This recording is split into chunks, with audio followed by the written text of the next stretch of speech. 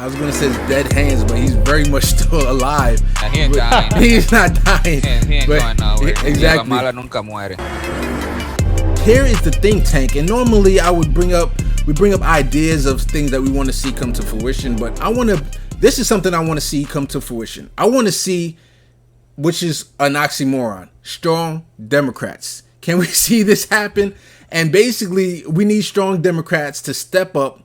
If Biden is the president, if Nancy Pelosi is the House Speaker of the House, if we have Chuck Schumer as the leader, which means you have all three branches, can we do this? Last week, the Justice Thomas is happily accepting generous favors from right-wing millionaire Harlan Crow of Trammell Crow Construction fame and fortune. Along with giving millions of dollars to the Republican Party and right-wing hit groups like Swift Vote Veterans for Truth, Harlan Crow has also lavished Justice Thomas with tens of thousands of dollars in gifts, including a $15,000 Bible that once belonged to Frederick Douglass. Crow also cut Justice Thomas's wife a $500,000 check so that she could start her very own Tea Party lobbying group firm dedicated to repealing Obamacare. A case, by the way, that her husband will likely decide when the Supreme Court determines the constitutionality of the health reform law in coming months.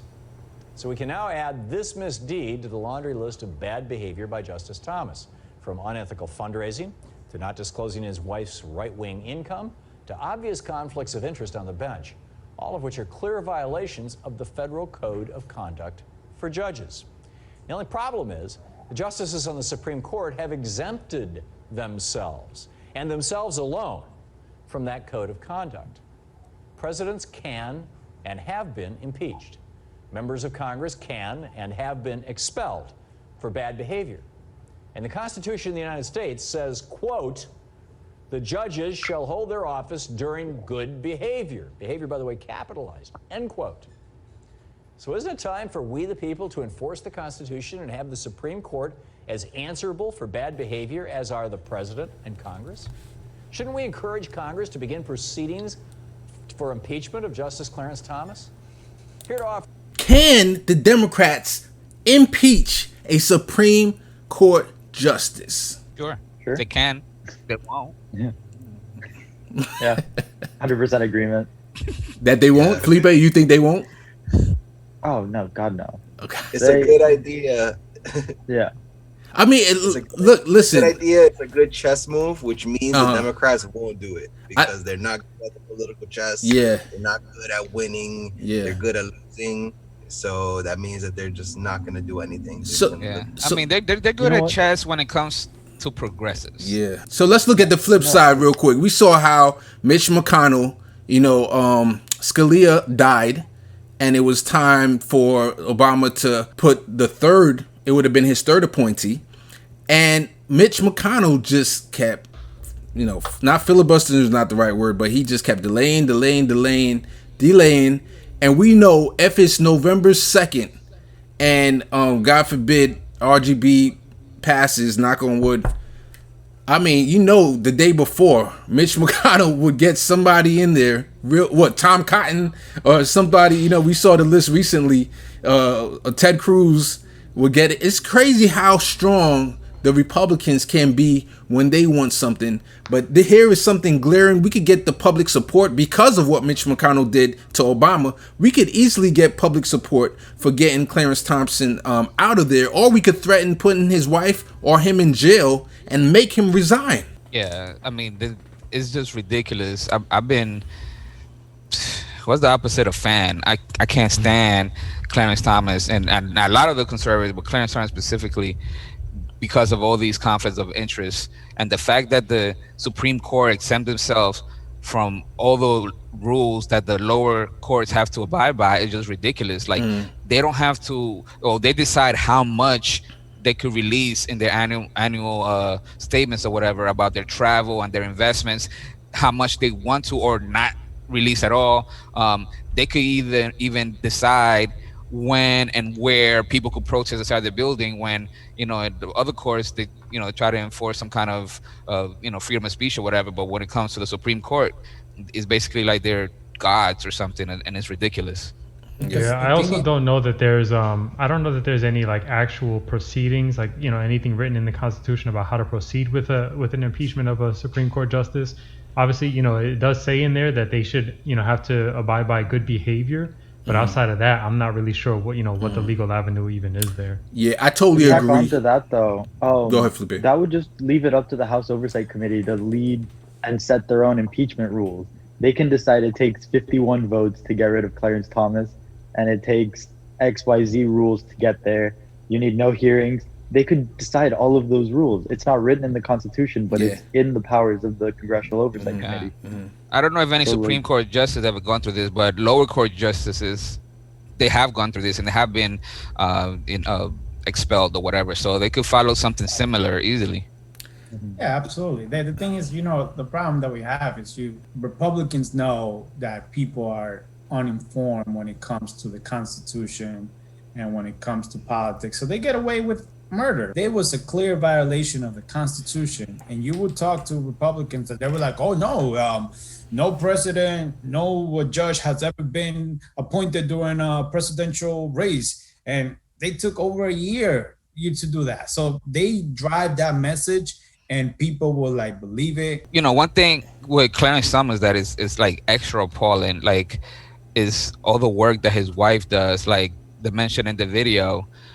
She's always worked with Republican causes, and even to the point of working on things that the Supreme Court is involved in, and Thomas doesn't recuse himself. And one thing that I found out was that she was actually working for the Heritage Foundation at the time when the 2000 election was going on and it was being debated in the Supreme Court. She was working with the Bush administration at the time to decide on hirings for the transition team and stuff like that. Wow. So even though she was working directly with one of the litigants, Clarence Thomas never recused himself. Exactly. And that is appalling. She's also did the same thing with Trump. She was part of involved with hiring people because she's just like Trump. She's really big on loyalty. So she was part of the vetting process of who Trump was going to hire. And so she's so ideological that it's not even funny. I mean, it's to the point that on her Facebook she was posting memes about George Soros, being anti-Semitic memes about George Soros trying to, fund a coup against Trump and stuff like that. So she's like, Tea Partier, this close to QAnon type person, and she's the wife of a Supreme Court justice who won't recuse himself from anything that has to do with things that she's involved in. I mean, it's ridiculous. This is why we need term limits. This is why we need term limits for all of them. Like this whole lifetime. Shoot, I mean that would be interesting. Maybe 20-year 20-year term limit. I don't know, 10, 15 years. I don't know if that would do it, but I don't think it will make a difference. I just think that there has to be rules about conflict of interest and be enforced, and not just let it slide. That's the thing. Matter of fact, let me throw this last. I just want to show this last part. To resign for doing. Case in point, as I mentioned, Abe Fortas, Judge Abe Fortas, an associate justice, just like Clarence Thomas, on the Supreme Court, just like Clarence Thomas. He was actually nominated by a Democrat, by Lyndon Johnson, to be the Chief Justice in 1968. But after it was uncovered that Fortas received $15,000 from American University to lead seminars, sort of like Thomas taking speaking fees, and another $20,000 from a law firm for consulting services, sort of like Thomas's wife taking $500,000. Fortas was forced to resign. I mean, this just shows how the Overton windows keeps creeping to the right. It keeps creeping towards corruption, and people don't even blink an eye at it. We really have to control the narrative there because what he says right after that, you just thought that clip was that you want me to play it? You want me to play it? Yeah, well, he just says right after that clip he chose to resign. So it's a lot different than being forced to resign. Good point. So, it really has to do with morality in that case. And we all know that Republicans these days have zero. So they're not going to choose to resign at all. That's why, honestly, I totally agree with you guys. The Democrats are not strong enough. That's why I said it's an oxymoron. Strong Democrat is a oxymoron and oxymoron, and it will never happen. And I think, real quick, John, and I think that the best way we can do it is hopefully get some strong Democrats in there and then it'll have to be behind the scenes that we can put so much pressure on them that they have to resign. It's like either you go to jail or you resign. You decide, and that'll be the compromise. Go ahead, John. No, the thing is, we're going to get the People Party started, And that's how we going to start making moves, try to bring in our candidates in and have them be representative of the people and start making moves like this. Yeah, it's going to take time. Yeah. But I think it's something in the right movement. And once that party start getting in and we start getting candidates to win, we're definitely going to start seeing changes. Yeah, it may take 10 years, but slow process. We'll get there. We'll get there. Anybody? Go ahead, Fupe. More important than time, though, for another third party like the People's Party to come up and be successful, ranked choice voting is much more important. That gives breadth to third parties and really gives them the viability to succeed instead of being scared or bullied down by the two large parties. And that's our segue into our next segment. Exactly. So let us know in the comment below. Do you think my idea that we can actually get back a seat from the Supreme Court from Mitch McConnell's, I was going to say his dead hands, but he's very much still alive. He ain't dying. He's not dying. He ain't going nowhere. Exactly. Man. So hopefully, can we get back a Supreme Court? I think we could get normie Democrats on board if we can promote this somehow, because you could promote it in a way to say, oh, we're getting revenge for Obama. All the people that love Obama, we could try to do something like that. But tell me in the comments below, like and subscribe.